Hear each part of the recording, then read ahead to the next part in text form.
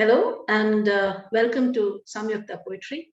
We are here for the launch of Saundarya Lahari, Wave of Beauty, which has been translated from the Sanskrit by Mani Rao. And it is a book which is going to be spoken about in great detail in the course of this event, because after all, this book is the star of this event. Yet, I must preface the evening by saying that it's a book of rare energy. It's twilight hours in India at this point of time, or it could be early hours of the morning or afternoon in whichever part of the world you're joining us from. And I would like to say that no matter where you are, the contents of this book will bring about a sense of tranquility. It's something that I have felt myself. And imagine this, the composition of an 8th century seer from Kerala, a work that has traveled centuries, its cadences bringing strength, health, and faith across time. And it finds a home in the hands of a poet who has channelized its power, sought to lay bare its poetic soul, and has carried it with her for the better part of this decade. The work sings of devotion, scholarship, humility, and above all, beauty. Saundarya Lahari is beautiful, and it makes beautiful all that it touches. So congratulations to Mani Rao for this beautiful effort. And it is but natural that to launch this book and to welcome it for the journey onwards, we have with us Ms. Arundhathi Subramaniam, whose readings of the Bhakti tradition have been profound. In her prose, in her poetry, she has envisioned the divine in its many manifestations, the otherworldly, the physical, and even in terms of vestments or the lack of them. So, without taking up any more of everybody's time, I would like to invite Ms. Arundhathi Subramaniam to please launch Saundarya Lahari, as well as tell us about her engagement with this work. Please. Thank you, Sonia. I just want to start by congratulating Mani and saying that there are many reasons why I'm glad to be here, but I'm going to mention 3 of them by way of just my introductory remarks. The first reason is actually going to be a moment of self-congratulation. I'm going to congratulate myself on foresight, because it was 2 years ago. It was the 6th of March, 2020, when I wrote to Mani asking her if she'd ever considered translating the Saundarya Lahari. And I received this somewhat dazed reply saying, "How did you know? And who told you?" And of course, no one had told me. The fact is that I don't want to get too mystical about it, but I do think that there is a certain magic that draws us sometimes to a work. There's a great deal of initiative and volition, but there is also a magic. And I like to believe there's also a certain magic that, well, drew Mani to the text, but also me to Mani. And I'm glad I acted on that hunch, because it was then that Mani told me that she'd actually started work on it years ago and had then abandoned it or had paused for a while and had now resumed work. So I'm going to start by saying really that for me, that moment was important because I look back on it now and it gives me a particular joy to know that that hunch of 2020 has now borne fruit in a certain way. And it's wonderful to see this book in its material avatar. So not quite divination or prescience, but certainly a hunch that I'm happy about. The second reason why I'm delighted to be here is the book itself. I read 2 of the translations, or 2 or 3, that Mani had sent me in 2020. But I see now, when I read the manuscript some months ago, I saw how the entire work had coalesced into a certain harmony. And I wrote to Mani about this, that there is a point in, especially when one was translating a work, there is a point when you reach a certain kind of sahaj quality, where there is an ease. And when that happens, then you know that the work is ready to go out into the world. And I would actually go so far as to say this is not just for translation, it's for any of the work that one does. When you feel, and it doesn't happen often, but when you feel that rigor has met flow, when you feel that precision has met fluidity, you know you're on the right track. There is a particular kind of work that flaunts sometimes its experimental prowess. And it's wonderful to read, there is virtuosity and one delights in it, but it doesn't quite have this quality. And I'm reminded of an interview that I read with the poet and translator Stephen Mitchell. He talks in that particular interview about the work that he's done with sacred texts. And he says that his relationship with the texts of Lao Tzu is not merely intellectual, but umbilical. And he speaks of how opacity can sometimes be a kind of arrogance in a sacred text, when translating a sacred text. And whether we completely agree with that or not, what I do think it points to is something that most of us recognize when we read a work, which is the alignment of dexterity with humility. And to me, that is something that I sense in this work, which is what makes it important to me. And of course, there are immense challenges with a work like this, because it is not just a tribute to the Devi. It is not just a litany of, a panegyric of praise. That's not what it is alone. It is also seen within a tradition as a transformative text. It is a key to transformation. It is a tantric text. And I'm sure that Mani was more than aware of the challenge of taking on something like that, because we are not insiders to that particular tradition necessarily. And if we are not necessarily tantric adepts. And so there would have been challenges. But to actually approach a text that is regarded as both adoration and alchemy requires a certain kind of respect. And to me, that respect is more than evident in this work. So I think that just brings me to my last reason, which is that I'm particularly glad to be here because I am, quite honestly, a Devi Bhakta. And I am quite an unabashed Devi Bhakta and devotee. So it makes this a particularly important moment to be here participating in the birthing of a goddess text. And I think for me, Devi started, or the goddess started in many ways as an idea that appealed to me perhaps ideologically more than anything else. She deepened into a much more archetypal presence. And today I would say she is very much a key, very much an invitation, very much a guide. And that makes this, for me, an important moment. So I just want to say congratulations again, Mani. And I'm very glad to be here to usher in this goddess text into the world. And I hope that it will be, that Mani Rao's translation will be a wave, will be its own kind of leher that leaves many bright-eyed, goddess-drenched readers in its wake. And with that, I'd like to, those of us who actually have the book with us, may I request you to hold it up? Let's formally launch this book.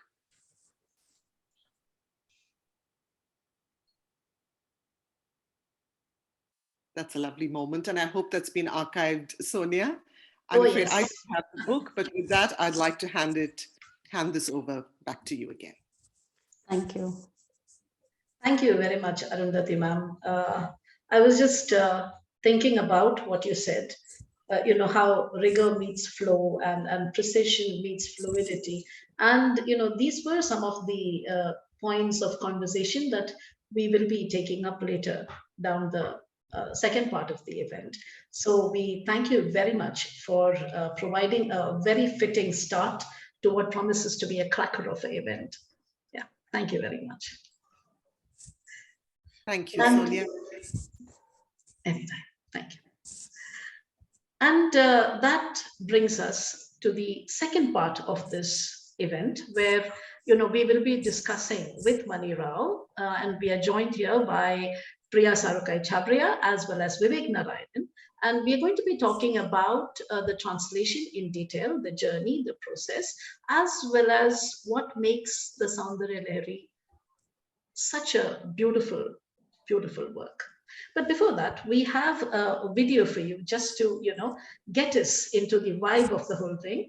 And the song, the rendition is by Karuna Sivasailam. And I understand that she is with us this evening. So welcome, Karuna. Please give me a moment.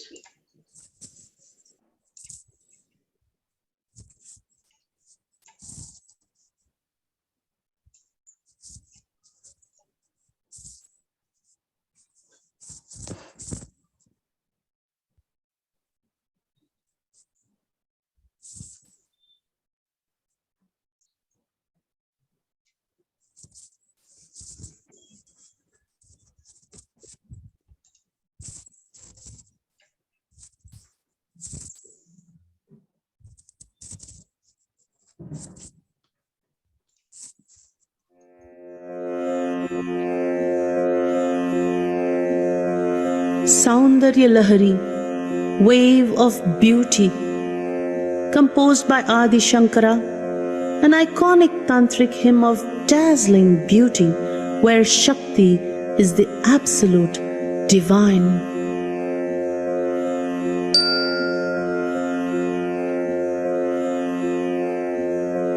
Shloka 1. Shivashaktya yukto yadi bhavati shaktah prabhavitum na chedevam devo na khalu kushalas spanditumapi atastvamadhyam harihara virinchadibhirapi pranantum stotum va kathamakrita punyah prabhavati.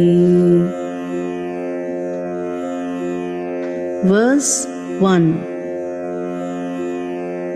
Only when with her can he stir Shakti, she is Shiva's power.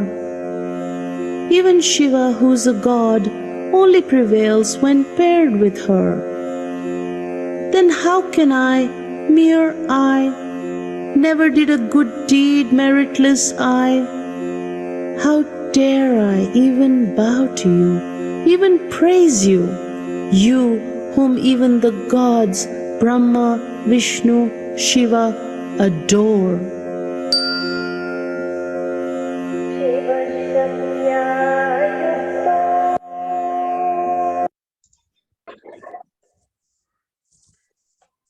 Yes. It was a beautiful rendition. So thank you very much, Karuna, and thank you, Mani, for that insightful translation. Now, before we proceed any further, please allow me to introduce our speakers for the day. Mani Rao, our star for the evening. She's the author of 12 books of poetry. Her books in translation from Sanskrit include Bhagavad Gita, Kalidasa for the 20th century reader, and Saundarya Lahari. And she has done considerable field work in tantric communities for her book, Living Mantra, Deity, and Visionary Experience Today. She's been widely anthologized and has held residencies and fellowships at the International Writing Program, Iowa, as well as at the International Poetry Studies Institute at Canberra, and has participated in a number of literary and cultural festivals all over the world.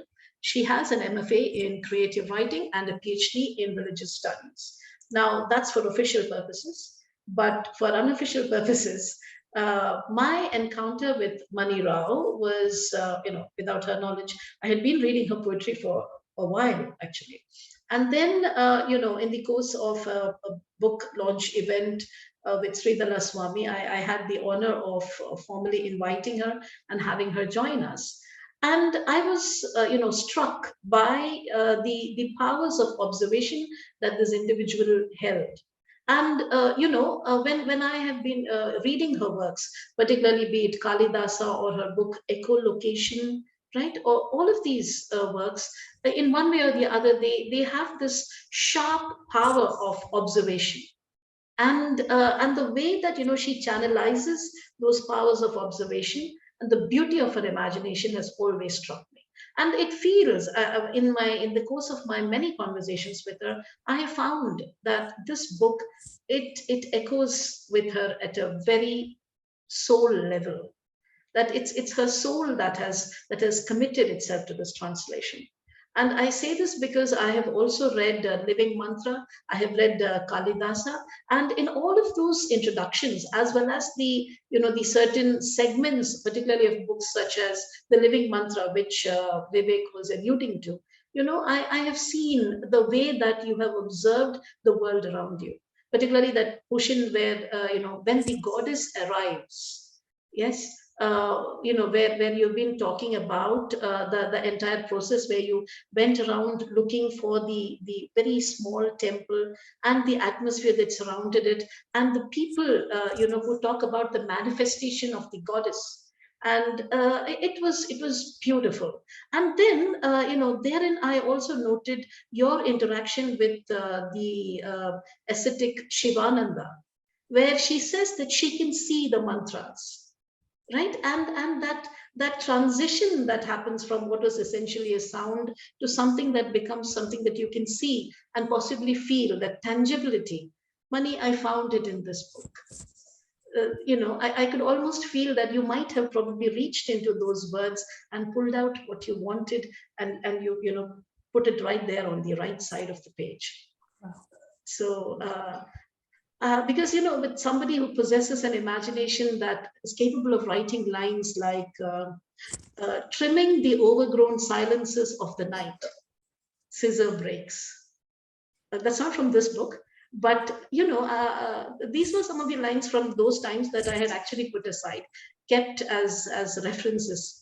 And in your dedication, the translator's dedication to Kalidasa for the 20th century, that I have written down. Would you like to say it, or should I say it? As you wish. If you can, please do. I remember it. Yes. Kali Ma, tongue unshy, your necklace chatters, tassels sigh, mercy, Kali. And then everyone's ma, nobody's sister, lover, daughter, slaughter. Yes. So that's Mani Rao for you, everybody. And it gives me great pleasure to introduce Priya Sarukkai Chabria, who is an award-winning translator, poet, writer, literary curator, and she has 4 poetry collections to her name, the most recent of which is Sing of Life, envisioning Tagore's Gitanjali. And she's also done translations from classical Tamil, Andal, the autobiography of her goddess, and she has won the Muse Translation Award in 2017. Yeah, and she also edits the online journal Poetry at Sangam, and she's currently editing the World Poetry in Translation. And again, that's for official purposes. But on an unofficial basis, Priya Sarukkai Chabria's attention to detail and the amount of thought that goes into each of her interactions and her levels of preparation, help with the spontaneity of her discussions. So, and I have found her enthusiasm of treating every event like it's her first, to be very, not just endearing, but also reassuring, because then you know that, somebody is there to take care of it all. So thank you, Priya. We have been speaking quite some with regard to Saundarya Lahari as well. So I hope that all of that energy will be manifested here. And now the last official speaker, Vivek Narayanan, who teaches poetry in the MFA program at George Mason University. And his book of poems include After, there's Universal Beach, Life and Times of Mr. S. He's also a selection of his poems have been translated into Swedish, and he's been, a fellow at the Radcliffe Institute, as well as he's been a Cullman Fellow. And he's also been widely anthologized, and he is a member of Poetry Daily's editorial board, and the co-editor, or he was the co-editor of Almost Island. It's an international literary journal. Again, unofficially, I read much of Vivek's poetry collection After, and then I had only one question to ask him: what comes afterwards? It's been such a beautiful journey, and the multiplicities of voices, the polyphony, the identities that have walked in and walked out. Vivek, all I have to say is that I'm looking forward to delving deeper into that work and getting to know you better.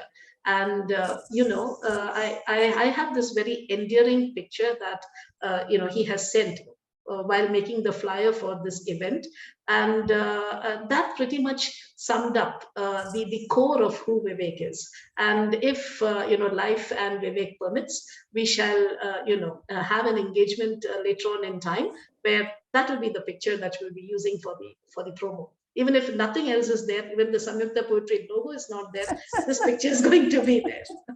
So these are the people who are engaging with us today, who are bringing Saundarya Lahari to you and opening the portals of this marvel. So I would like to start with Mani. Would you please initiate us into this journey that you had undertaken, and tell us more about how you came about this book? Actually, when I look back at my drafts, they go back to 2008. That was when I first started working with it. So I must have heard it maybe 2006 or something, and I did not have a cultural context or a religious context to it before that. Like many of my friends now, I know they've known it since their childhood. For me, that was the first encounter. So that would be 15 years plus back. Yeah. And then I translated the first 7 verses, because every time I read, I would memorize, I would read. I translated a few verses. Translation for me is a way of bonding with the work. It's a way of getting to know it better, to sort of immerse myself into it. So I did 7 verses. Those were actually published in the 2010 issue of Asymptote. And when I tried to go beyond that, I couldn't. In fact, verse number 7 ends with "May she be before us." It was almost too frightening. It was just really scary, to have made such an invocation. I thought, who am I to do this? And every time I tried it, I couldn't go beyond that. And I had mentioned it to a publisher friend, and she said she would wake up dreaming about it, and she would send me little reminders. Have you made any progress? And I'm like, no, I don't think I can do this. I don't have an inner permission to do this. I didn't feel like I was either ready or deserving or maybe capable. I didn't feel I could do that. Then I wrote a proposal, still nothing happened. It was only in about 2020 or maybe 2019, just after the whole COVID time started, that I returned to it. I don't know why. Perhaps the in fact, the idea of goddess and Devi probably became personal for me during my field work, when I encountered a lot of people with experience, and also I was, I think, led step by step deeper into the goddess world, I would say, and just totally warmed up to it and totally opened up to it and to her. And I met people who told me really extraordinary experiences that they had with Saundarya Lahari. And so it would keep tapping my shoulder through that entire time. My fieldwork was like in Andhra, Telangana, but also I spoke to people in the USA. I spoke to a lot of people who did mantras. And even though I started with Vedic studies as my critical Vedic studies as my PhD primary subject, it was actually Tantra that I sort of like slowly swung towards. Then, yeah, so in 2019 or 20, I started working on it in earnest, and yeah, here I am. That's like the whole trajectory of the work on it. Right. So, this process of translation that you have done, because we all know that these are very compact verses, right? So, how did you, set about creating what you have created? Yeah, I would read it, I would feel it, memorize it, chant it, feel it in the body. And that was not something I'm consciously doing, like, yes, I'm going to feel it in my body now. It happens anyway. It just surfaces in really strange and beautiful ways within one's own being. And so the translation was kind of like on the side. I was doing that also. See, the thing is, it is actually, of course, it is a tantric text, right? And I mean, I did study tantra, and I've took diksha for a few things, few mantras, etc. Been to related sites, sacred sites, etc. But at the end of the day, there is meaning in it's a mantra, but there is still a narrative in it. These are words, and we understand the world through meaning. So you can look at it as a devotional hymn. You can look at it through mantra shastra, and you can say that this is not something you should really translate because this has mystical power and mystical meanings, but those meanings are still going to exist even if you translate the meaning, right? So you're not like sort of subverting, you're not like putting that aside. That continues to be there. So the challenge then is, can you catch any of that resonance? And frankly, I don't know. It's not really for me to say how successful that is. I can say that I was very sensitive to the syllables. I was very sensitive to the syllables. So in the very first verse, the Sa, Shri, Sh and Ra are very prominent. Like that. There are things that I can now see that are present. That was definitely part of the process. In terms of process, perhaps if I show an example or something, I might be able to explain better, do you think? Or otherwise this is all becoming too abstract. I don't know. Huh? Let me see. We can just start with the very first one, if you wish, yeah? So, because that one, you just heard it in Karuna's voice, which is like a really beautiful singing. This is the very first slide, Sonia. Shiva Shaktya Yukto Yadi Bhavati Shakta Prabhavitum Nache Devam Devo Nakhalu Kushala Spanditmapi, that one. Atastvam Aradhyam Hari Hari Virinchadit Therapi Pranantum Stotum Va Kathamakrita Punya Prabhavati. So here, you see, very, very interesting. The main point here is the dependence of Shiva on Shakti. Yeah, that's the main point. And then you see the play with Shakti and Shakta, meaning the capability, and Shakti as the name, that Shiva, only when he is joined with Shakti, Shaktya Yukto, then he is Shakta, he is capable of Prabhavitum. But you also see the second message, which is about the poet's humility and sort of self-deprecation, which is also a convention in Sanskrit. You know, the poets usually tend to talk about how low they are themselves and not fit for eulogizing somebody or talking about it, but they still do it anyway. So, I mean, Kalidasa, of course, does this, you know, when he says, Kwasurya Prabhavo Vamshaha,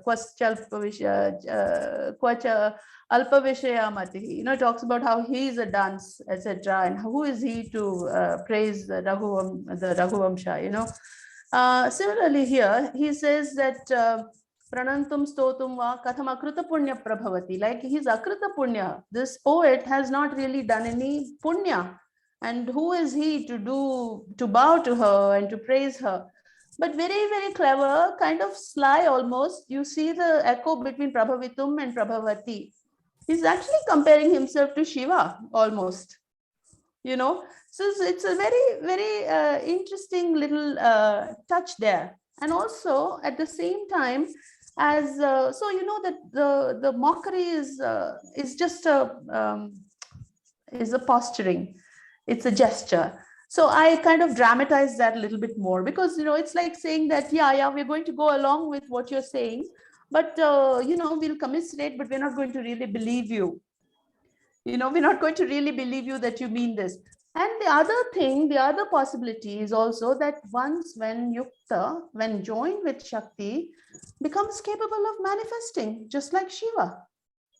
You know, so you have this very interesting tension going on in this.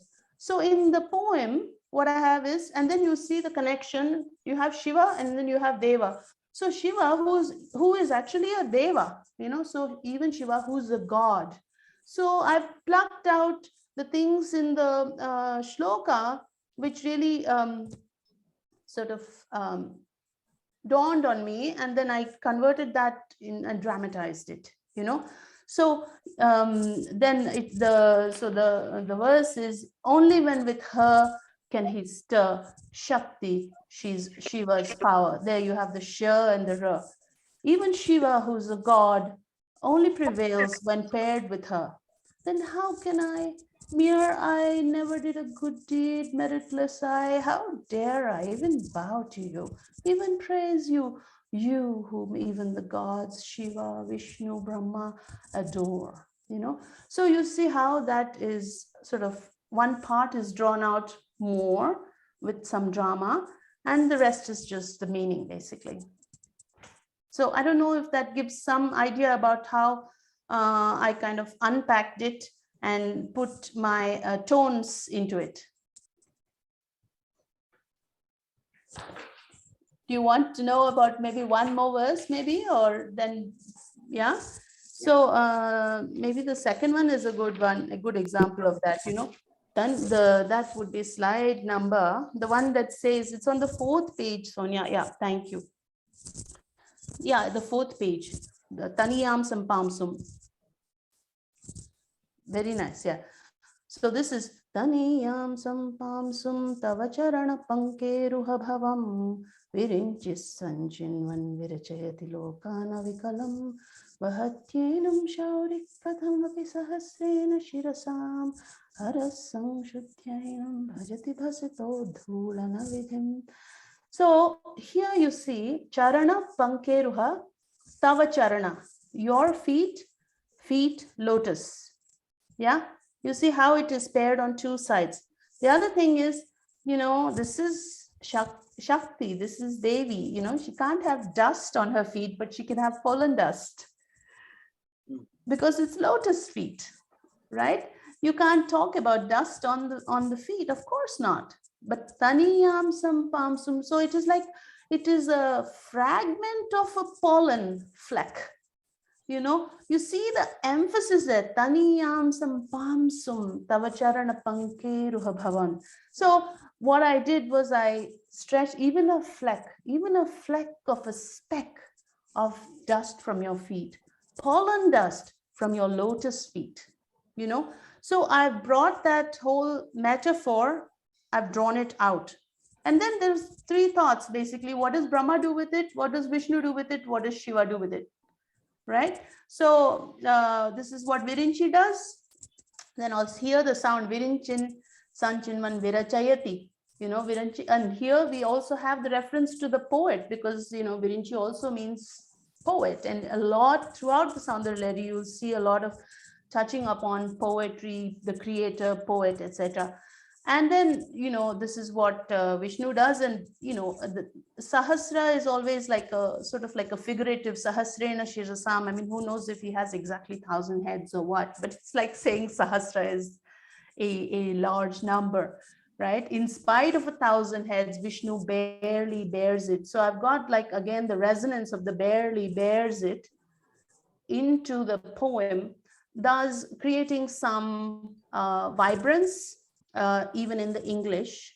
And I think that is usually what happens is in the translations, people are so focused on let me catch the meaning of the word, but then they completely lost out on the echo and the dhwani. So here it is, even a fleck of a speck of dust from your feet, pollen dust from your lotus feet. Brahma gathers it, creates worlds with it. In spite of 1,000 heads, Vishnu barely bears it. Shiva crushes it, sprinkles it all over like a holy ash ritual. So yeah, that's it. So it's quite simple.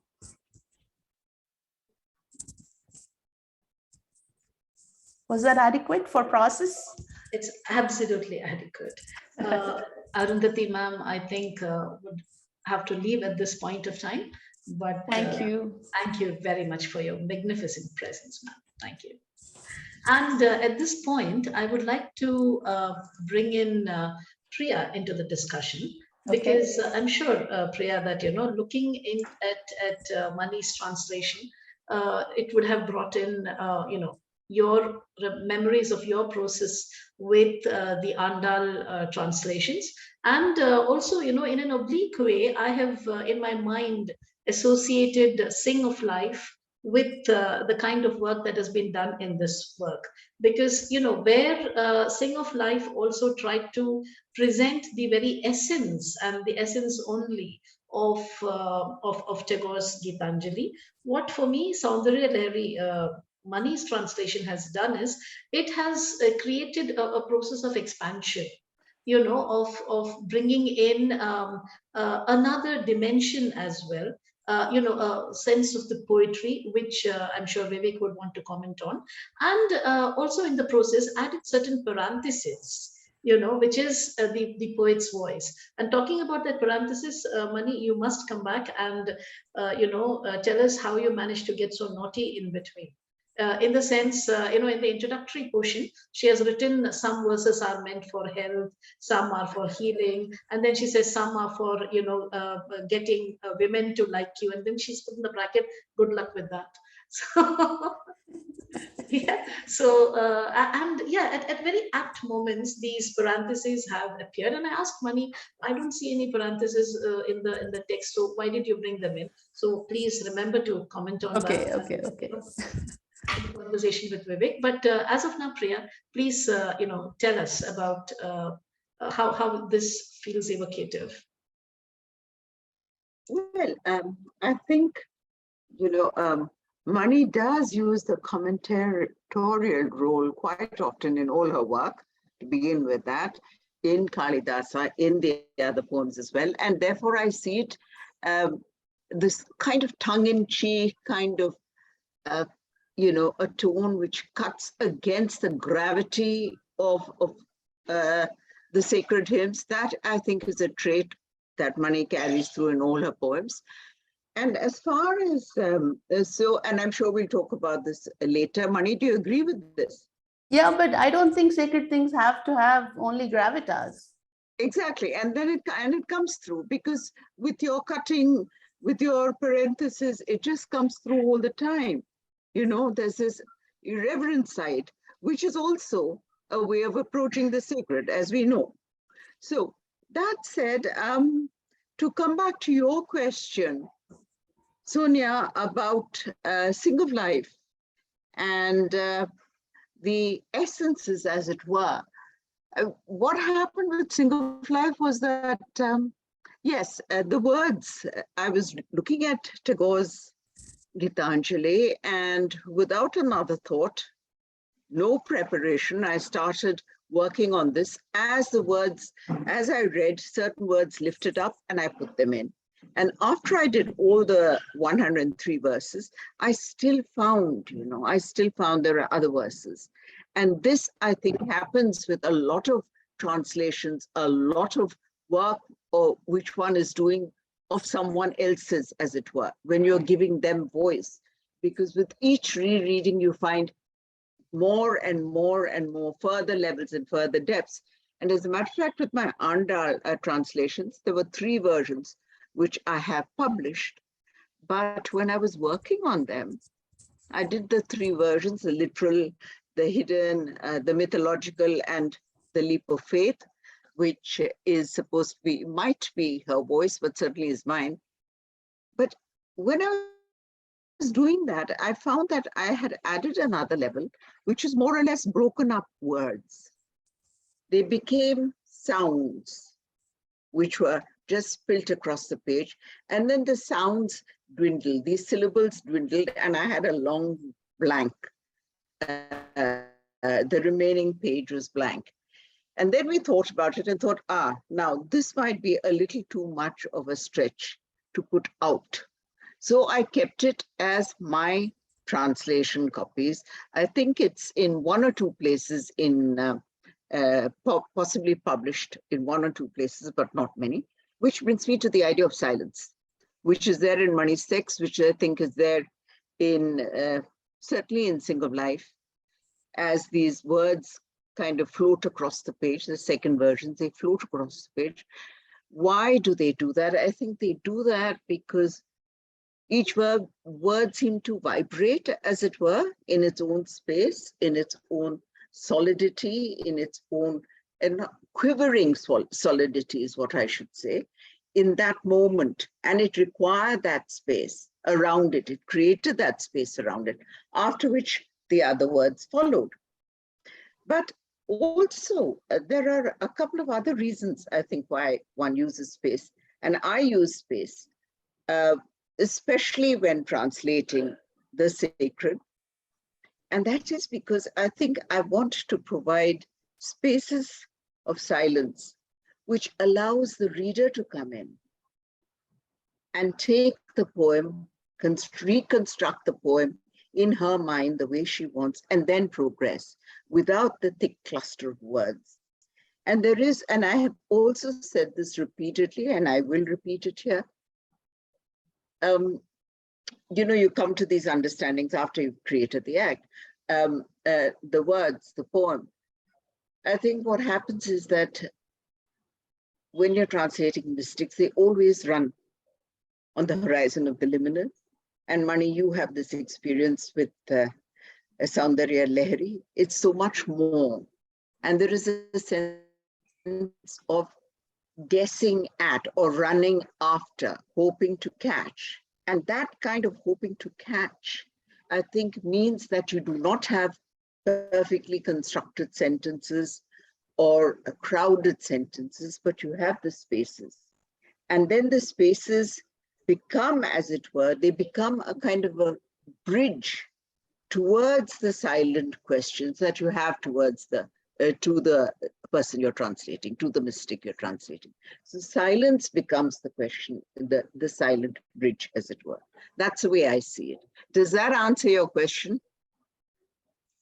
Yes, it does. And it then takes me to, Vivek, who's had some pretty astute observations with regard to the tension between mantra and poetry.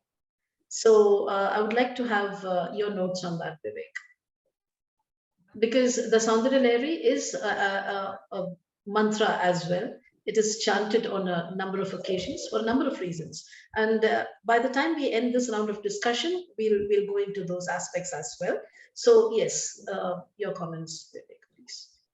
No, Yeah, well, I mean, first of all, just really thanks to Sonia. I know she didn't want to be thanked, but for, Samyukta Poetry, such a serious platform for discussion that we're having here. And yeah, and also, I mean, with Mani, Priya, Arundhathi, I feel like, uh, I'm grateful to be invited here as the man in the discussion, and I'm honored, I'm honored We hadn't thought of to be that one. interested in the kind of things that are opening up for me, right? But that, of course, also goes to the heart of what Mani talks about in her introduction, is that how does this tradition of goddess worship get integrated into a patriarchal system, and it's something that's written by a man. But I come to that just in 1 second.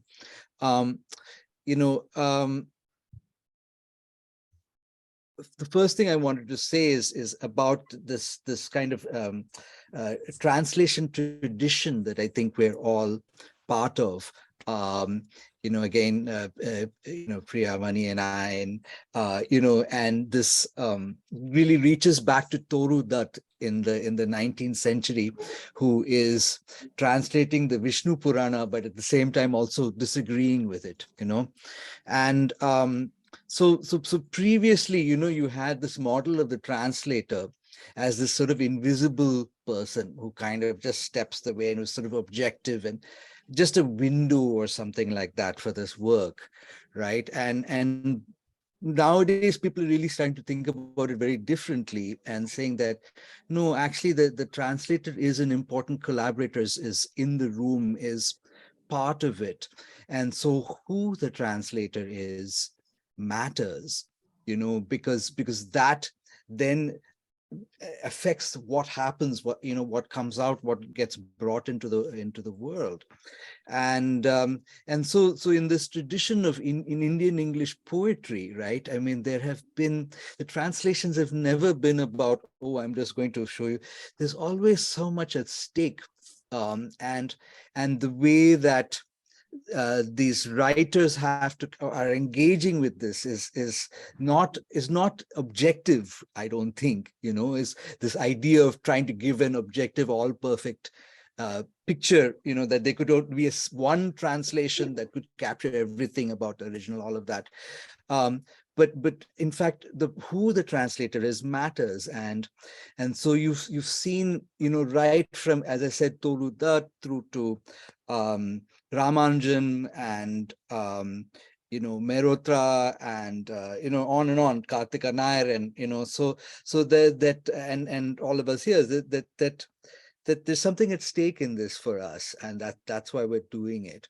And it's a unique and powerful tradition. I think it's so that's something there. And in terms of what's at stake for Mani, I was mentioning that the pre-discussions, that her book Living Mantra, which is a really fascinating book, and it's an interesting book to read with this one because it's the inverse, but there at least she really discovers it through her own practice. I think that was an important point of contact for you with this text. And so then to be involved with the text on this level, to internalize it, to live with it, to wake up and go to sleep with it in this way, over this period of time, it's very moving. And that's, along with obviously Mani Rao, who I think is, a great poet, a considerable, very unique turn that she does on it and delivers, is what you have here. And I did feel, Sonia, you were talking about, this idea of it turning into vision. I did actually feel that reading Mani's translation. And I mean, and I was trying to think of what's going on. I mean, part of it is that I felt like, that in the translation, and this came out with the thank you, Mani, for your discussion, your process, because that was helpful. That you could start to see the relationships between things. So in some ways the translation feels boiled down. It's not the mat of sound that is there in the original Sanskrit. This is something else. This is another working of sound that's a little bit stripped away, as Priya pointed out, is irreverent, that it creates a space for original expression. And then it shows these relationships that are there in the original work. And then there's something that happens in the line breaks, and Priya was talking about it, I imagine a bit differently, but it's almost like something is opening up, and suddenly I feel like there's something happening in the spaces between the words, and spaces like there's something coming out of there. And in the break, and so that is fascinating, right? Now, of course, then, some person will come and say, oh, you didn't do this and you didn't do that and you didn't catch that, right? And the answer, I think, goes back again to the question of, mantra versus poetry. And I could be wrong, but this is how I read Mani's book, right? One aspect of Mani's book is that she talks at one point the distinction between mantra and poem, let's say, and there the mantra is essentially, it's naturally occurring.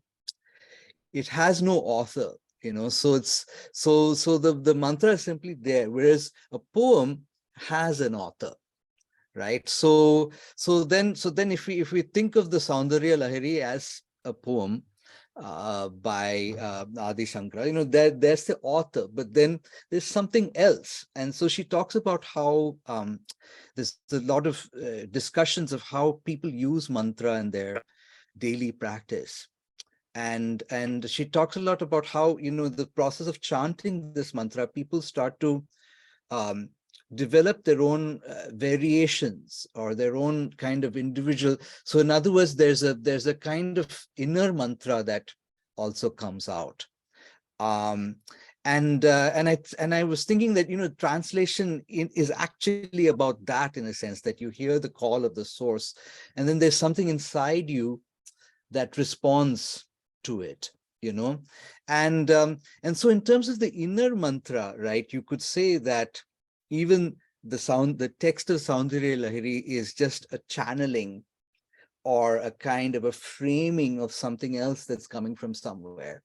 And so I think it's I think that is moving also, in the sense that a Devi tradition that I think maybe was appropriated by Brahmin men, for themselves, as being kind of reopened in this way. And then that's the final question, is that, for me as a man, to open up my space, open up these spaces of Devi worship. So that's one way to look at it, is that men have sort of appropriated this tradition that now women are taking back, but another way to look at it is, what happens to the body of the man who becomes possessed by the goddess, or who isn't, and what what kind of I was thinking that I had translated some poems of Kutti Revati, and I was reading alongside her, and she was reading in Tamil and I was reading in English. And afterwards, the poet Raul Zurita, the Chilean poet, was in the audience, and he said, "That's really good that you're translating her. I think it'll be good for you as well." And by that, I think he meant that it'd be good for me as a man to be translating, and so I think so that is that's an interesting fraught but interesting space also that I saw kind of open up there. May I respond? Oh, sorry, Priya, go Thank ahead. you, Vivek. That's very interesting. And at this point, Mani, would like to have your response, because a celibate Shankaracharya writing a book such as this, That's one. And also to Vivek's question of are women, taking back, yeah, what was appropriated. And in fact, I had something to say about that, where you mentioned, Vivek, about how the possession of the man's body. And I think there is an article that Mani has written. It's part of her book where she talks about this idea of possession. She makes a reference, actually, it's a scholarly reference to some woman who has, to some lady who has done research on the possession of bodies in Tamil Nadu. I remember that. And also, you had mentioned that the basic idea is that the devotee's body, the worshipper's body, must be burnt and gone to cinders and then be reconstructed in order to come to that process of worship. So yes, your take on gender. All of you have got so many questions, like in so many directions and dimensions. It's all very exciting. I shall try my best to address these or to give my thoughts on it. First of all, Shakti is conceptualized as female and feminine, but Shiva and Shakti are one, because it is when it is, she is, Paryanka Nilayam, she's in the lap of Sadashiva, right? And it is jointly that the bliss is generated. There is no competition, and the conceptualization takes the formless and casts it in the figure of a female body. And throughout the Saundarya Lahari, of course, you have the second part is this very beautiful description of the Devi's form. Yeah. And I'm going to actually jump a little bit to Sonia's point and then go back to Vivek's point. The beauty of the goddess's form is described from head to toe. And some commentators actually do not translate some of the verses because they feel either embarrassed or they feel that they are reacting to it like they should not, towards a sacred thing that they should focus on. But see, that whole idea of that this is wrong is in the mind. It's not in the what is being described, is actually about something that is perfect. The other thing is, like when you say the lips are like a bimba, the hair is like blue lilies, the breasts are like sun and moon. Actually, you are I don't know if there's a word called cosmologizing, but you are connecting that to all of cosmic matter, So actually, it should be not about objectifying it. And repeatedly throughout Saundarya Lahari, Shakti is mentioned as Shiva's consort, and Shive,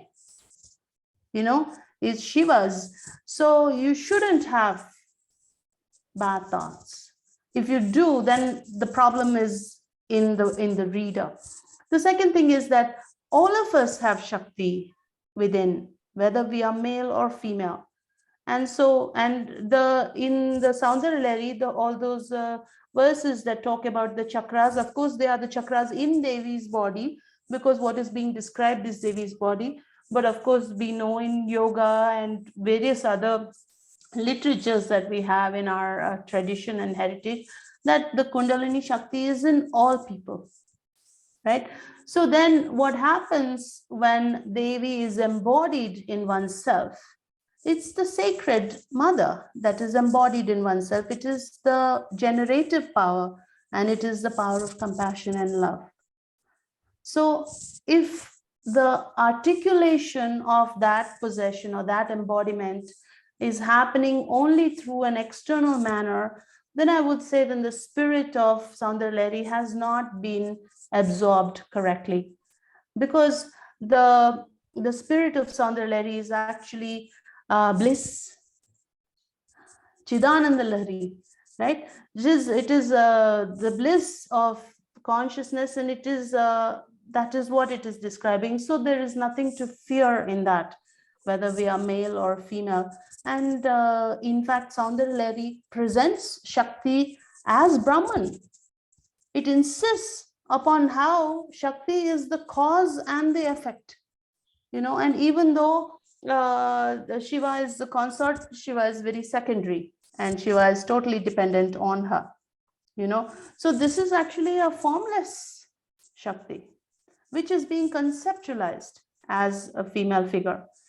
Then that brings us to all the political problems, I'm going to call them, right? Which is that, why is it that Shiva is holding her chin like a mirror handle? Or, why is the poet feeling sort of jealous of Shiva? Why is the poet wanting to have the celestial courtesans sort of like him? I don't have an answer to that, except perhaps it's, I don't know, like what Vivek was saying, that articulation happens through embodiment, and whatever it is that we receive is going to go through us, and it's going to show our personality in it. So just as like I'm a joker, and my tongue-in-cheekness is going to come out in the parentheses, no matter what I do, I'm going to put a little joke in. It's just my nature. Like that, whoever has composed this has brought their socio-historical context into it, is how I would like to see it. And then I would like to take the rest of it as whatever it gives me. That's how I would like to receive this text. In fact, in Priya, in your book, in the Andal book, in the preface, you remember in the introduction that I wrote for it, there was a line I remember I quoted, Ishq ki chot padti hai in different ways, but zarf ke farak se awaaz badal jati hai. That because of the difference of the timbre of what it is going through, the sound is different. And I completely agree with what Vivek was saying, that the idea of the transparent translator is fiction. Of course, in our tradition, we know this so well, that about recasting and retelling, etc. For me, this particular book is a translation still. It's not a retelling and it's not a recasting. I have stuck very, very closely to the Sanskrit, but what I've brought into it is like my insights, my within quotes, insights that have come upon the interaction. So that's what I can say. However, in the people who, there are millions of people who chant it, who read it, who have that chemistry with it, who it becomes a part of them. So this is the practice that you were talking about, Vivek. And definitely, I think that me not being able to proceed further like 15 years ago, and me being able to proceed now, is a part of that. Certainly, it is a part of one's personal practice. And I think that when we talk about intuition and making, the wild surmise, that happens, it's hard, but there is readiness that is necessary for it. And when you have that sense of, yes, it's that, it's so for example, Ghatika, is it a Panapatra or is it a Akshamala?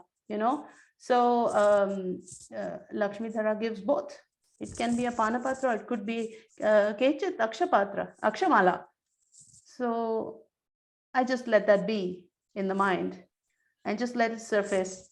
And I went with the rosary, So somebody else might translate it differently. Absolutely. So, Mani, you were mentioning that there are a number of people you have met who have chanted this, who, actually bring it on a day-to-day basis to people's lives. So perhaps a little bit of insight on that. And after that, is a great moment for that, yeah. For a minute, I would request the panelists to probably pick a verse that they like best and, keep it ready so we can have a reading from each one of them as well. Please. So one very quick anecdote I wanted to share is that when I was doing field work, and I told you how I ran into practitioners who had a very deep engagement with Saundarya Lahari. One of them in the USA was Usha Balakrishnan, who told me that she actually sang it over the phone to people to heal them. And she is actually very generously agreed to create a video here. She is with us right now. I don't know if you wave, maybe the others can see you. That's Usha joining us from Iowa City. Sonia, if you could play the video that she has made for us, then we can just feel that vibe. Sure, sure. Right away.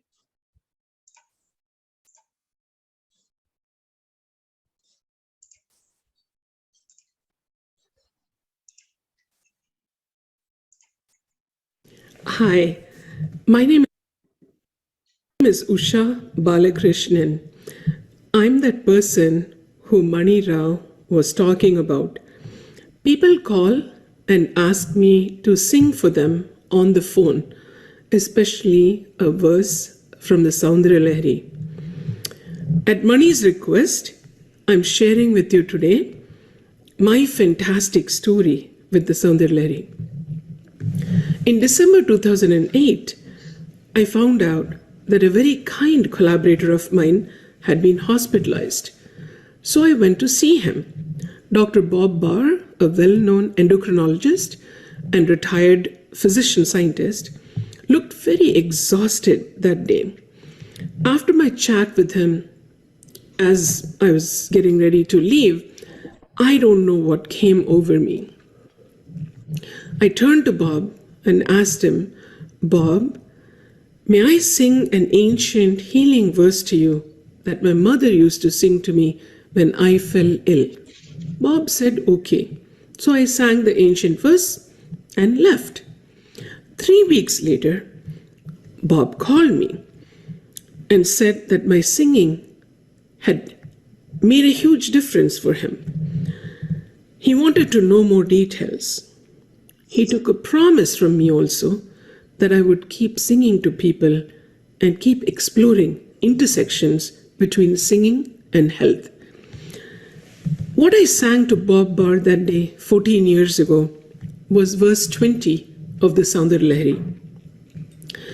Like my mother, I too sang the same verse to my children when they had a fever.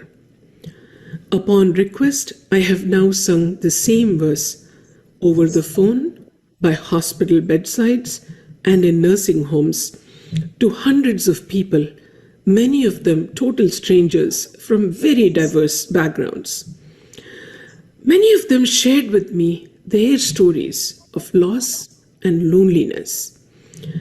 I slowly began to sense grief as age-old leaves of memories needing a song for proper composting.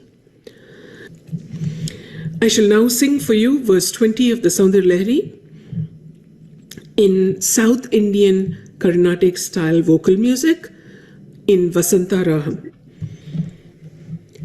Kirante mangebhyah kiranani kurumbamritarasam hriditva madhate himakarashilamurti mivayah sasarpanam darpam shamayati shakuntadhipaiva jvaraplishtan drishtya sukhayati sudhadhara siraya.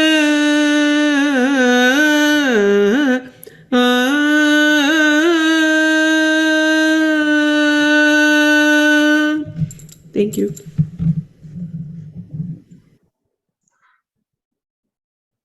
You know, the number of times I have kept listening to this.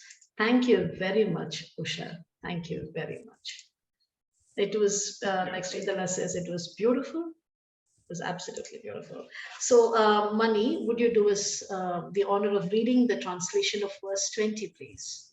Okay. It's going to be no match to Usha's rendition. Okay. Verse 20. Let me read it from the book. That's page 41.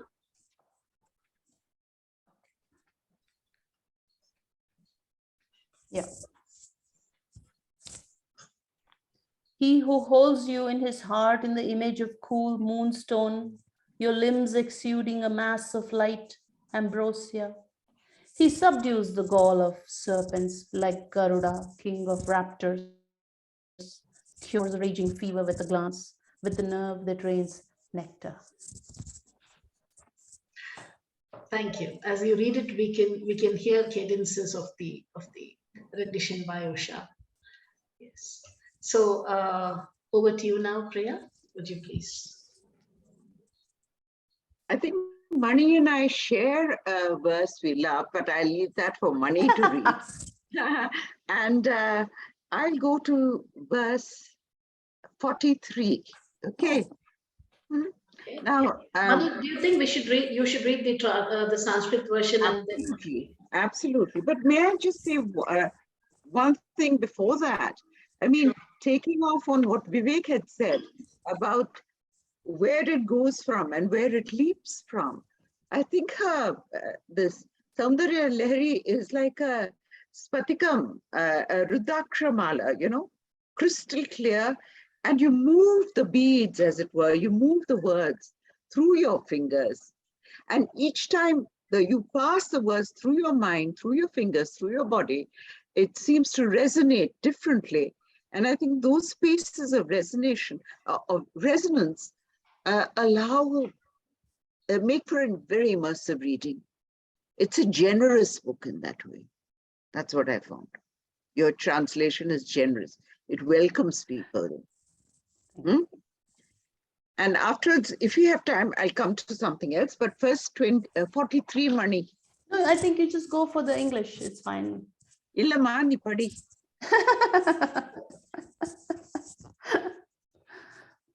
Dhunotu dhvantam nastulita dalitendi varavanam ghanasnigdhash lakshnam chikura nikuramba tava shive yadiyam saurabhyam sahajamupalabdhum sumanaso vasantyasmin manye valamathana vati vitapinam. I'm not a singer, you can tell. Well, she splits this, as it were, into three sections. And the first, I'll read it all together.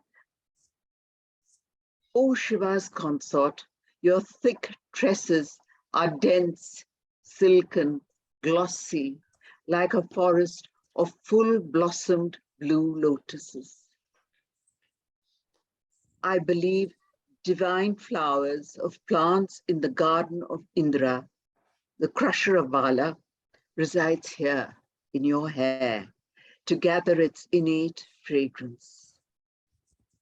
May your tresses clear our ignorance. And what I loved here was, of course, the leap from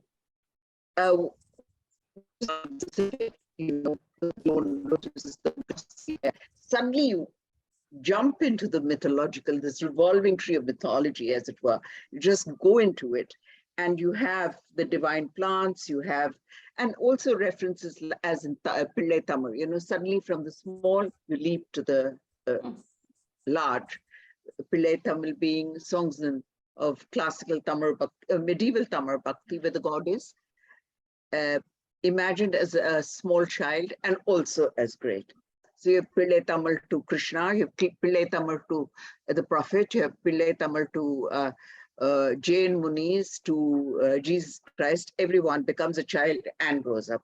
But to return, I believe divine flowers of plants in the garden of Indra, the crusher of Bala, resides here in your hair to gather its innate fragrances. And then this magnificent leap, may your tresses clear our ignorance. And that is so brilliant. You know, you always think of tresses, and especially with, you know, as veils, as curtains, and especially with Devi, the Maya. And this, even the hair, which everyone complains of as hiding the face, that itself clears ignorance. This is a beautiful verse, actually. Dhuno, and it begins with, may it wash off, may it clear. Dhuno tu dhvantam, it begins with that. May it wash our ignorance, and then tells you sort of what it is. The ghana, snigdha, slakshnam, and what I did was, of course, I made it silken, because it's like fine, but I made it silken. And then it's a mass of hair, so you can just imagine it. And then having observed that, it's like, I believe, I think maybe that's why. It's sort of interesting how there is the whole imagination of the poet coming in, which makes the observed seem concrete. It's because there is a equation being given as a potential speculative explanation for why the tresses are like this, and etc., that suddenly that becomes a concrete reality, so it's the contrast of that makes that happen. And then what it's going to do in terms of an effect, dhunotu dhvantam. So clever, really, as well. I mean, in the mantra part, of course, I'm not commenting on, because I'm sure that is just completely transformative. Yeah.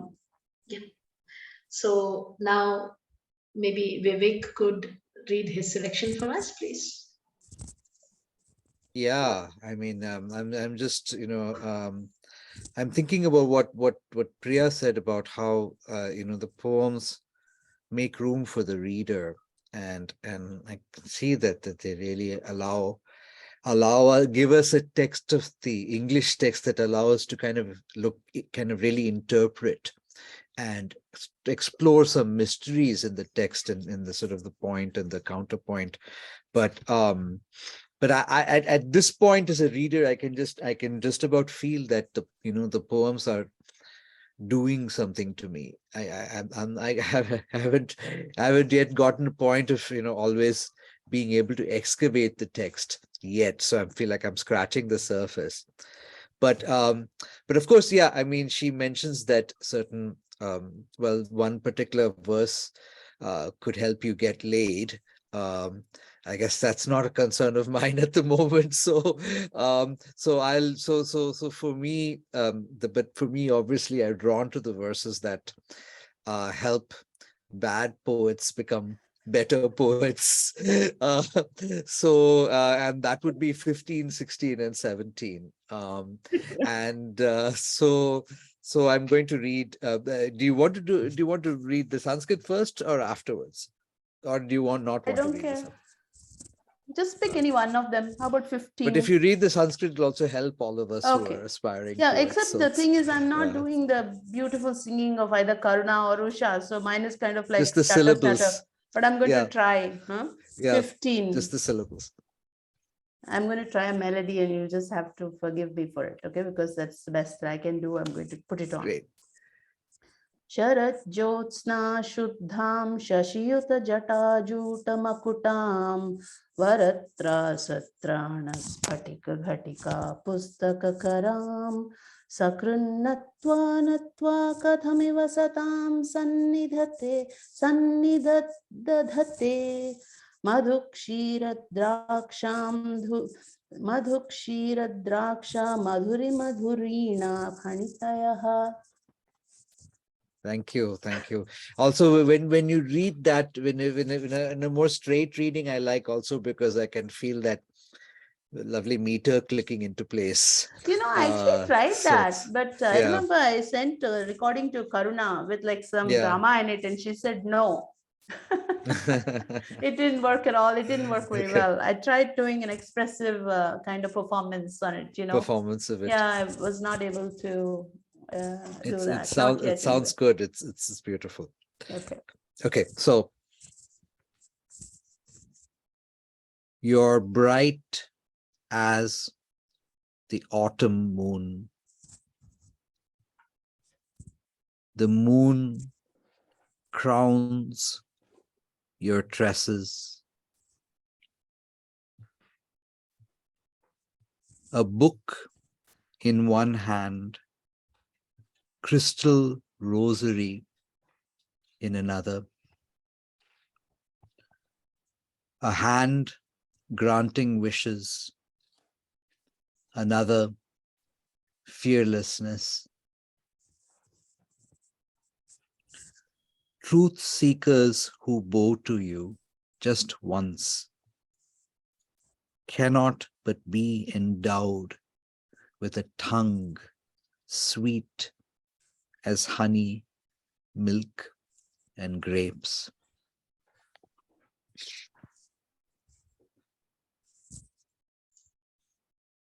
That's a beautiful reading, a beautiful verse. Thank you. Now, with your permission, Mani, may I read one? Please, what a question. This, Curious as to which one you picked. I picked 6. Okay. Though my eternal favorite is 65, Okay. I picked 6. Okay. So would you like to read the Sanskrit? Okay, but now that I'm emboldened by nobody laughing at me when I was doing the melody, I shall try the melody on again. Dhanur paushpam maurvi madhukaramai panchavishikha vasanta samanto malaya marudayo dhanaratha tathapyeka sarvam himagirisute kamapi krupam apangate labdhva jagadidamanango vijayate. Thank you. Now, when I tilt my head, it is going to be that it's Mani's voice in the brackets. So please keep track of that. Although Kama has only a bow with a bowstring of bees for arrows, 5 flowers for a war chariot, the mild south wind as charioteer, the spring season, a novice. O daughter of the snow mountain, one sidelong glance from you and bodiless karma wins over this entire world. For me, that rise to magnificence, one sidelong glance and this bodiless frame, it just takes over this entire world. For me, that magnificence, that transformation, it just opened up my heart. Now, by the way, Usha was saying that she can read that particular verse for Vivek. So please, Usha, we'll make it a very musical evening. Yeah. So I cannot read the verse, I will sing it. Sing it. I'm sorry. You should read also. You should only sing.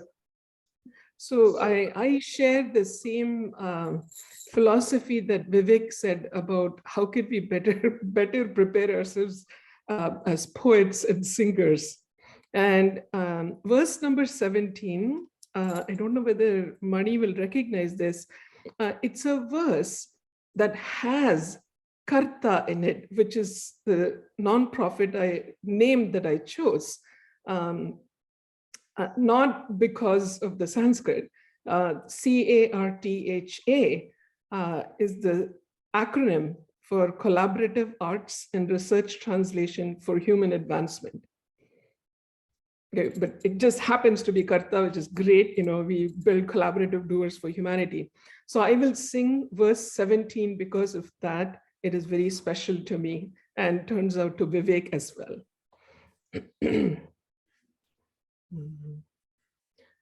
Savitri-bhirvacham Shashimani-shilabhanga Ruchibhihi Vashinyadhyabhisvam Sahajanani Sanchintayati yaha Sakarta kavyanam bhavati mahatam bhangiruchibhihi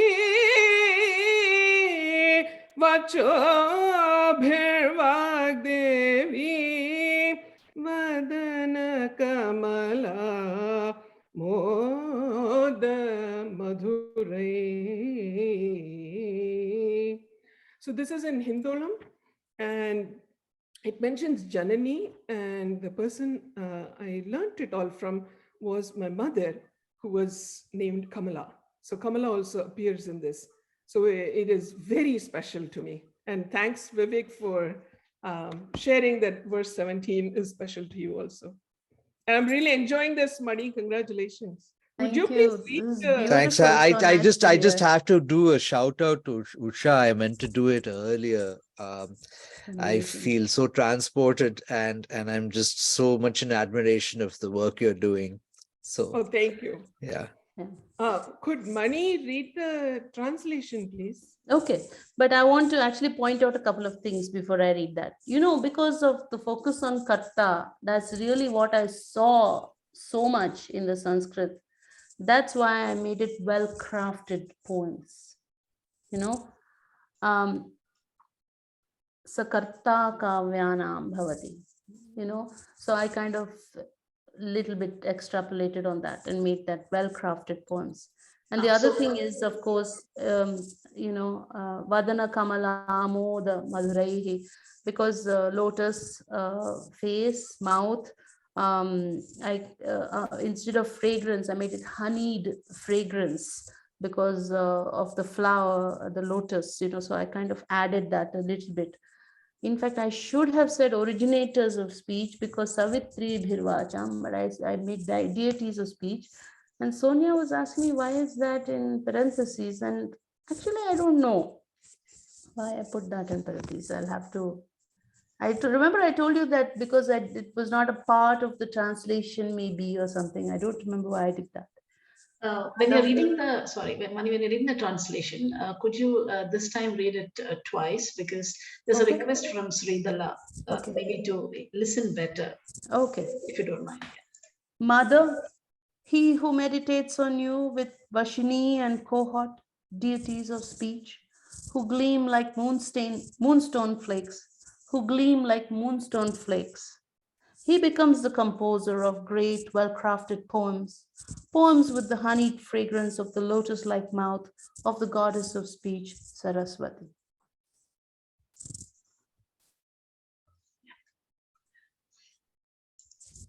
Thank you. Oh, twice? Yes. But it's going to be the same. Mother, he who meditates on you with Vashini and cohort, deities of speech who gleam like moonstone flakes, he becomes the composer of great, well-crafted poems, poems with the honeyed fragrance of the lotus-like mouth of the goddess of speech, Saraswati. Thank you. And now we just have about 5 minutes for anybody from the audience to ask any questions or to express their views or insights. Yes, Shabnam ma'am, please. Your mic is on mute, ma'am. Mic is on mute. I'm so moved. I can hardly get the words out. I'm very humbled by this marvelous listening experience. And I could completely relate to what you said, Mani, about a pause you had to take in this process, where you were teetering on that precipice of fear by what you were beholding. And this wonderful gift you have bestowed comes to me personally after a spiritual impasse of sorts, which was in the context of a very dire health situation. The kind of existential crossroads moment in your life when you have to let go of your story and everything that holds meaning that you were tethered to disappears. So what you have given me it has no name. I just fully taste the nectar of your offering today. And if there's a time, may I offer a comment and a question? Please do. This marvelous conversation has made me think with some depth about Noam Chomsky's research many moons ago, where he talks about the sensory and motor aspects of our personhood, which are so deeply rooted in the linguistic landscape that we inhabit. And I would add my own insights to this, that all cognition is inherently emotional and physical also. As you mentioned in your introduction, your feelings when post recitation and memorization of the lines. And if it's all right, I'd like to offer in my very layman's way how I felt when I imbibed the so exquisitely presented with all its phonetic detail of the Sanskrit version. I felt that it sort of, its vibrational energies embodied so many states like Jagrati and Nidra and Swapna and Samadhi even. And the English version had a different sort of somatic vitality to it. It's so viscerally imagistic and expansive and glowing and flowing. So, analogous to the point I'm making, again, in a very layman's way, is sort of how we feel when we wear different garments. For example, if I'm having a slobby day, wearing sweatpants and my husband's t-shirt would feel very differently from when I'm wearing a sari with flowers in my hair. So, two different people. So I was wondering about this sensory impact on you, this sensory experience of traveling between two languages. And because of such an immersive dwelling in both their possibilities, did they just fuse and merge in your consciousness? Oh, I'd love to hear what you have to say about that. I didn't feel they were two different languages. Yeah. That's the first time I'm thinking about it like that it was two different languages. For me, I was just taking it in and letting it become part of me, or maybe the other way around, for me to be a part of it, Yes. That's all. What Vivek said about the inner mantra, I think that's what we hear, your inner mantra in this rendition that you've offered. I would hesitate to say that. Okay. Because mantra is quite a strong word, and I know that there are a lot of thinkers who think that art and poetry, etc., can give you moksha and so on. But then look, there's just so much of it around, and it's so easy to be misled to thinking that, because for everybody there, whatever they've composed is special, and but then that becomes a very casual use of the word mantra. What's your mantra and what's my mantra? Yes. And I'm not so happy about saying that. Certainly in the relationship with mantra, because mantra is basically a combination of sounds that seems to have a particular vibration or resonance, and then it has a particular effect on us and creates a bridge. To that extent, I guess, actually, to Vivek's point, to that extent, translation also bridges. It's a bridge. It's a bridge to the reader. It's a bridge between two different eras or times and spaces, all of that. But beyond that, I hesitate to take this idea of aesthetics too much into the sacred realm. I mean, when you think about it, Abhinavagupta has written Tantraloka, right? He's also done the Lochana for Dhvanyaloka, he's for the Dhvanyaloka. But they're two different works, and in general, when you talk to practitioners, they don't really talk about the aesthetics. Right. They are perfect. These mantras are perfect. So then in relation to the Sanskrit and the English, I think what I have done is just with whatever I was capable of doing. It's nothing in comparison to what the original is. You know, if you are all feeling some vibrance, that's a huge gift. That's wonderful. I'm so happy to hear that. But there's no connection. I mean, that is the Saundarya Lahari in Sanskrit is a totally different realm altogether. It's like you eat it, and then within you, you can feel it.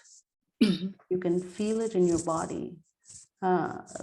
This, I hope, helps people know the meaning a little bit, because after all, words do have meanings, and there are relationships, interrelationships and structures, and there's a lot of dexterity and skill and sounds, and as poets we can admire all of that, and we can work with all that and have some fun. If it helps people to approach the Saundarya Lahari, which is why it's really important, I think, that the left side page has the Roman diacritics as well as the Nagari, so you can read the Sanskrit, and the English is kind of like a doorway into that. And then once you've tasted that and sampled that, you know, perhaps all sorts of other things, the whole world can open out, who knows? Thank you. Thank you. Thank you for that, Mani. It was very insightful. Now, I think we need to draw this evening to a close. Regretful though it is, you know, I thought it's going to last for an hour, at the most an hour, 15 minutes. But I think people are really looking at their watches now.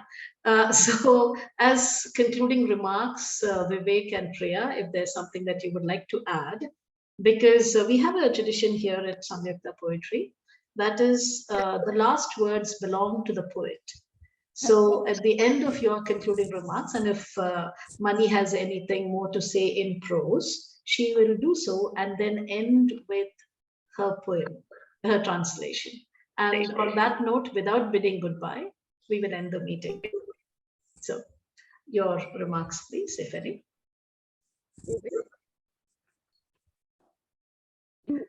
Vivek, yeah. Sure. I'll go first. Yeah. No, I just to agree again that the great fact that this is a bilingual edition that allows you to move back and forth, and that Mani's version is a bridge to the Sanskrit, not a replacement for the Sanskrit, but I would say, you know, an addition. Well, you know, Saundarya Lahari has been around for what, about 1,000 years or something like that. So it has a head start on you, Mani. But I think that there is power in these verses, and I'd like to see how they age. Yeah. Thank you. Thank you. Priya, anything? Yes. Okay. Yes, as a work of translation, I find it remarkable. And as we know, when we're, you know, in a work like Saundarya Lahari, you're working with 3 times, not 2 times. You're working with the time of the translator. You're working in your time. And you're working in the time of the sacred, which is the ongoing moment, which is the continuous. And it's how you kind of bounce into that and get back, as it were, into the particular translation, and then can go through. You know, I find it a triangle, rather, I think, an appropriate image for Devi. And I'll leave it with that and say thank you very much. Vivek, with yours, I think there are different layers of time, and it goes after is somewhat different. And I am so enjoying going to read orders, but here this sense of the sacred, which this sense of the eternal that flows through, and this bridging through words of 2 times is, I think, marvelous. Thank you, Mani. Thank you. Thank you to all of you. Although Sonia has warned me not to say thank you. Thank you, Sonia, and Priya, and Vivek, and Usha, Karuna, all of you. Shabnam, thank you so much for your insights. To everybody here and everybody who has joined us online and who will be catching the recording, I'd like to say that what we have seen here today is the launch of a work that has touched healed and brought so many people together, even at this venue here. It's a work that has insisted that it be written, it be translated. And I'm so happy that, Mani has done such justice to it. And it is like the inner mantra that Vivek mentioned. And when we began, I said it was the twilight hour, and now we have comfortably progressed into night. So there is that sense of time and eternity that Priya mentioned as well. And as for standing the test of time, God willing, 1,000 years from now, people will be talking about the translation of Mani Rao. Yeah. So on that note, thank you very much. And now it's over. You guys, you're funny. Okay, so I'm doing a verse now. Yeah. Yes. I'm doing only the English because it's the Sanskrit also. This is verse number 27. Let my chatter be the repetition of your name, mantra japa. Let my activity enact mystic signs, mudra. Let walking be the steps of circumambulation, pradakshina. Let all food be offerings to sacred fire, ahuti. May laying down be a prostration to you, pranama. Let all pleasures that give me comfort be like an offering of my own self, atmarpana. May whatever I enjoy be yours, like recurring prayers.